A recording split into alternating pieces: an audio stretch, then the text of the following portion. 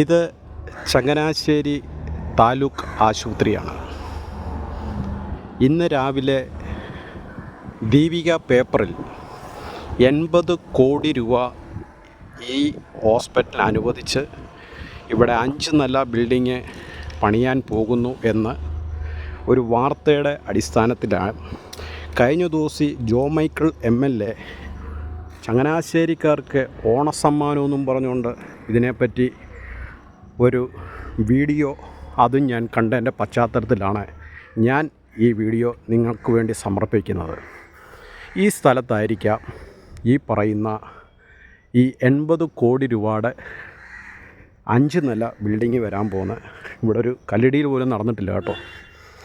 ഇത് ഒരു വർഷത്തിന് മേളിലായി ദാണ്ടായിരിക്കുന്ന സാധനം ഇവിടെ ഇറക്കി വെച്ചിട്ട്. ഇതുപോലെ തന്നെ അങ്ങേ സൈഡിൽ ബ്ലഡ് ബാങ്കിന് വേണ്ടി കുറേ മിഷനറി ഇറക്കി വെച്ച് അത് ഞാൻ ഒരിക്കൽ കാണിച്ചതാണ്. തുരുമ്പടിച്ച് ലാസ്റ്റ് ആക്രി വിലയ്ക്ക് എടുത്ത് വിറ്റു.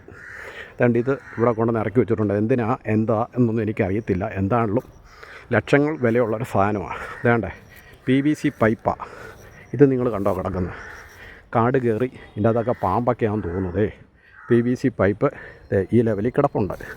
ഇതൊക്കെയാണ് നമ്മുടെ ചങ്ങനാശ്ശേരി താലൂക്ക് ആശുപത്രിയുടെ വികസനം.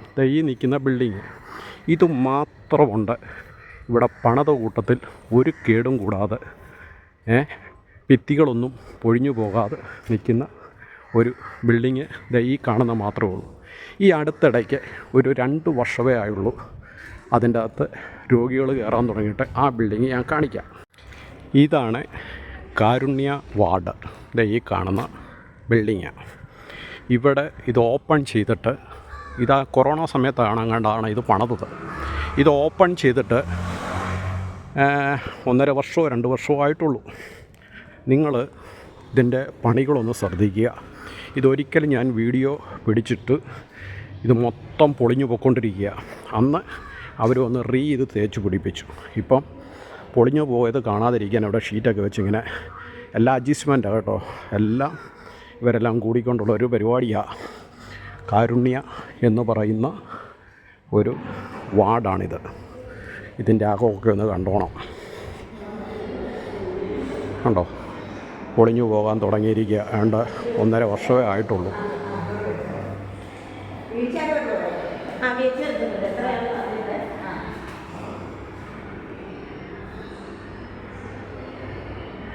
ഇതൊക്കെ നല്ല രീതിയിൽ പണിയുവാണെങ്കിൽ എത്ര വർഷം നമ്മൾ ഉപയോഗിക്കേണ്ട ഒരു ബിൽഡിങ്ങാണ്.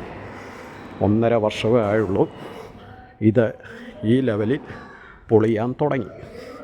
ഇത് മറ്റൊരു ബിൽഡിങ്ങാണ്, കുട്ടികളുടെ OP. നോക്കുക, ഇതും ഈ ബിൽഡിങ് പണിത കൺസ്ട്രക്ഷൻ തന്നെ പണിതാണെന്ന് തോന്നുന്നു. എന്നാന്ന് വെച്ചാൽ ഇതും ഏതാണ്ടൊക്കെ അവിടെ ഇവിടെയൊക്കെ പൊളിഞ്ഞു പോകാൻ തുടങ്ങിയിട്ടുണ്ട്. ഇത് വേണ്ട പുതിയതായിട്ട് പണ്ടത്തെ ഒരു TV വാർഡാണ്. ഇവിടെ പുതിയതായിട്ട് എന്തോ സാധനം പണിയുന്നുണ്ട്. അതെന്താ, വാട്ടർ ടാങ്കാണോ എന്താണെന്നോ എനിക്കറിയില്ല. എന്താണെന്ന് വെച്ചാൽ ഇവിടെ ഉള്ളവരൊക്കെ ചോദിച്ചിട്ട് ഇവർക്ക് ഇവിടെ ജോലി ചെയ്യുന്നവർക്ക് പോലും ഇതിനെപ്പറ്റി യാതൊരുവിധ പിടിപാടുമില്ല. അതുകൊണ്ട് ഇവിടെ നമ്മുടെ പഴയ തിരുവിതാംകൂർ കൊട്ടാരം പോലെ പണിത ഒരു വാർഡ് ആ കാലത്ത് ഉള്ളത് ഇവിടെ ഉണ്ടായിരുന്നു.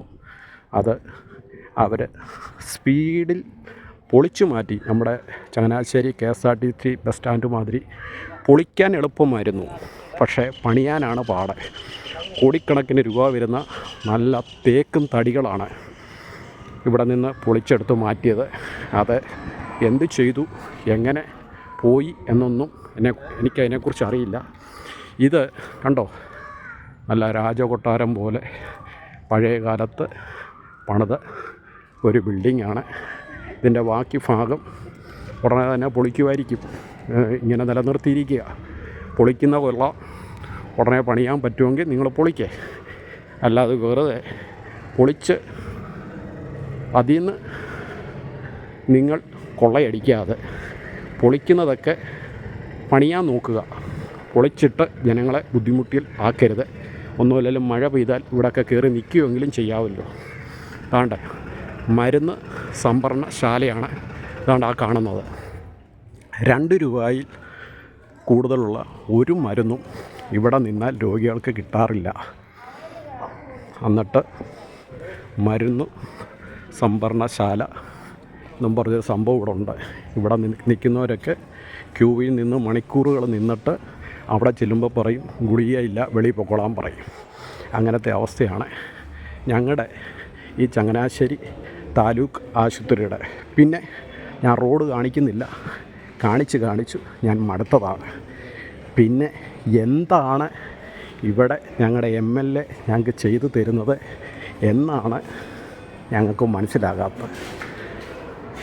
MLA ചുമ്മാ വെറുതെ ജനങ്ങളെ പറഞ്ഞ് നിങ്ങൾ വിഡ്ഢികളാക്കരുത്,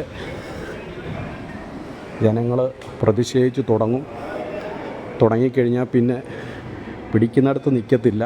അതുകൊണ്ട് ഇല്ലെങ്കിൽ ഇല്ലെന്ന് പറയുക, വെറുതെ ജനങ്ങളുടെ ഇടയിൽ കള്ളത്തരം പറയരുത്. MLA ഇറങ്ങിപ്പോകുന്നതിന് മുമ്പ് ഈ പറയുന്ന 80 കോടിയുടെ വർക്ക് ഇവിടെ നടത്തി ഉദ്ഘാടനം ചെയ്യാൻ പറ്റും എന്ന് നെഞ്ചത്ത് കൈവച്ച് ഞങ്ങൾക്ക് പറയാൻ പറ്റുമോ? എനിക്ക് MLAയുടെയൊക്കെ വ്യക്തിപരമായ രീതി വൈരാഗ്യങ്ങളൊന്നുമില്ല. നാടിൻ്റെ ഓരോ ഭാഗത്തുള്ള പാളിച്ചകളും വികസനങ്ങളും ഞാൻ എടുത്തു കാണിക്കുന്ന ഒരാളാണ്. അതുകൊണ്ട് ഇങ്ങനെയുള്ള വാർത്തകൾ വന്നാൽ ഞാനത് ഒപ്പിയെടുത്ത് ജനങ്ങളിൽ എത്തിക്കും. ഓക്കേ.